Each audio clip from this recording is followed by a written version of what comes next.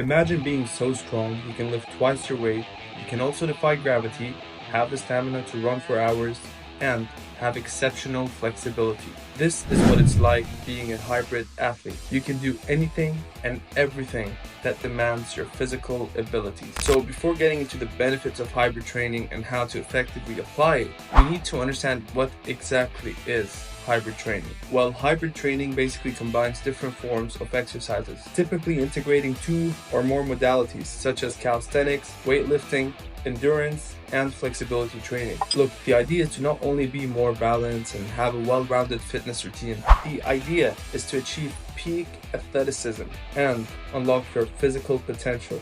And the best part is that each training will carry over to the other. For example, let's say you build good flexibility in your shoulders. This will carry over to the handstand or the back lever, for example. Now, before getting into the methods of how to effectively apply hybrid training to get results like this and like this, and actually, it's a combination of everything that you can imagine. The last tip I'm about to give you will actually help you unlock extremely difficult skills, which in my case was the planche, and it helped me unlock that in a matter of a few weeks, going from a tuck to a full planche. So stick around to the end. Otherwise, for now, let's get to the real benefits of hybrid training.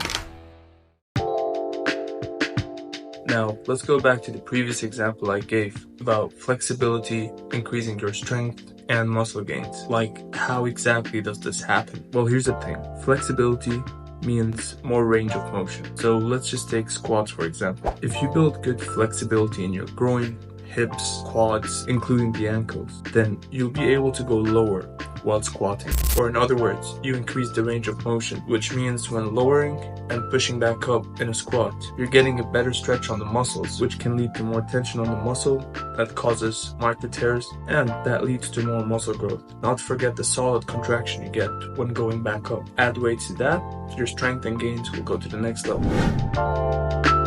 Now, a better range of motion doesn't only mean more gains. Actually, it helps you avoid a common problem, which tends to slow down or even sometimes stop people's progress. That common problem is injuries. So how does a better range of motion combat injuries? Well, more range of motion means your muscles and joints can move more freely. Your muscle tightness reduces, which helps you avoid any strains or muscle tears. And the best part, training flexibility helps you correct any muscle imbalances, which tends to be a major cause for a lot of injuries.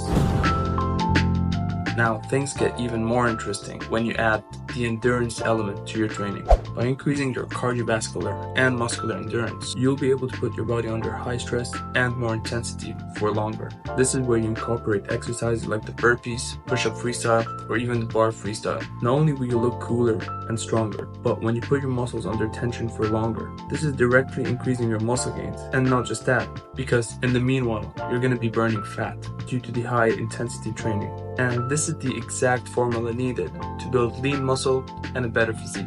Now you see why it all adds up. This is what I was talking about. Achieving peak athleticism thanks to hybrid training. So far we spoke about 4 elements when it comes to hybrid training, which is calisthenics, weightlifting, endurance training, and flexibility. Now, to ensure that we utilize each and every training method without overlapping the other, we must structure a relatively balanced routine throughout the week. And I'm gonna give you my routine, which got me the best results. And of course, if you feel like you wanna adjust anything, you can feel free to do so, especially if you got different priorities. So my weekly routine was push-pull, legs, split. Now I only have one leg session because my legs are not priority, especially that I've developed them through my football career. If your legs are not developed, then you might have to go for a second leg day. Or you can keep it the same as me, but make sure your leg sessions are just more intense than other sessions. So the most important part, the structure of each session. The first was a calisthenic skill that I was trying to learn. The second would be a basic calisthenic compound exercise. Third would be weightlifting exercise, compound as well, and focusing on strength. And that was it. So for push, it's my handstand push-ups, weighted dips, and incline bench press. For pull, it was muscle-ups, weighted pull-ups, and a barbell row. And for legs, it was squats and deadlifts, simple and basic. So to incorporate my endurance and flexibility, what I would do is after each session, I would spend 20 minutes doing a stretching routine. This was not only helping me with building better flexibility, but it was helping me with the cool down and being a bit more fresh for the next session. In the evenings, I went for runs, 20-minute runs, and this was my session throughout the day. Now, of course, for you, you might want to do cardio right after your workout and maybe spend a 20 minutes flexibility session later on in the day. And also on my rest days, I would do a full session of flexibility, or you can call it yoga. It was a 40-minute to an hour stretching routine, which is incredible. Painful, but relieving as hell. And just to be clear, for cardio sessions, I sometimes went for push-up freestyles. It doesn't only have to be jogging. It can be doing a set of burpees or whatever you prefer, which is high intensity. Now, in the beginning of the video, I mentioned one element I focused on to improve my calisthenic skills, especially the advanced one, which in my case was the planche. And the element of training was purely muscular endurance. But to be specific, it was static movement and skill-based movement.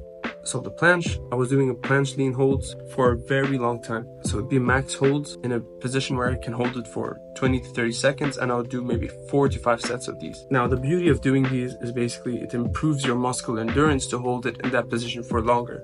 And while you see a lot of those static calisthenic skills requiring a lot of strength, it's no brainer that they also require a lot of endurance. The other reason it boosts your progress is because you basically train your body to adapt in that position. Now, if you want a detailed guide for you to build a powerful training system which will actually help you unlock superhuman strength and achieve skills faster while building muscles, then I made a video specifically for that, which you can check it out here, or the link will be down below. Otherwise, if you guys made it here and you enjoyed the video, make sure you leave a like and subscribe for more upcoming calisthenics or fitness tutorials.